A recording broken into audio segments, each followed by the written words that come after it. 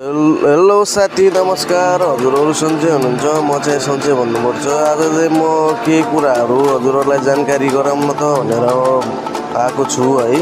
यो फोर्गिली भयो विदेशमा। यो फोर्गिली भने चाहिँ धेरै कामको चिज हो, धेरै कामहरू गर्छ चाहिँ है। हजुरहरू यो कामहरू सिकेर आउँदा धेरै राम्रो छ। फोर्गिली भयो है, हजुरहरूलाई ड्युटीको टाइममा त्यही पनि हजुरहरूलाई यसो सानो जानकारी दिइदिउँ न त। ड्युटीमै हो म चाहिँ है अहिले चाहिँ। अनि फोर्कलिफ्ट सिकेर आउनु भने चाहिँ हजुरहरूले धेरै राम्रो सेलरीहरू पनि पाउन सक्नुहुन्छ। त्यस पछाडि लगेर हजुरहरूले रिस्पेक्ट पनि राम्रो मिल्छ है।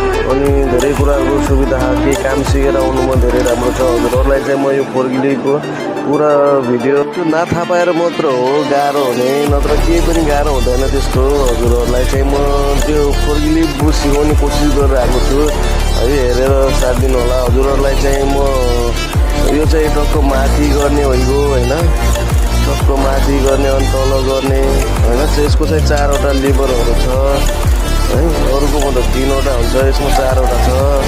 हल्का त्यो लिभरहरू मात्र थाहा पाउनुपर्छ। सामानहरू उठाउँदाखेरि हल्का गाह्रो हुने होइन, त्यो लिभरहरूले नै हो उठाउने, उठाउन राख्ने, माथि राख्ने होइन। त्यसो यो चाहिँ स्विमिङ गर्ने भइगयो, उता टक्क उता लग्ने यता लग्ने हुन्छ नि त सामानहरू। आज चाहिँ हेर्नु होला, यो चाहिँ टक्क त्यो ब्रेक भइगयो होइन, रेस भइगयो। त्यस पछाडि ब्रेक छ अनि त्यस पछाडि क्लच छ। क्लच र ब्रेक भने एउटै हुन्छ। त्यसपछि त्यो सेम गाडीकै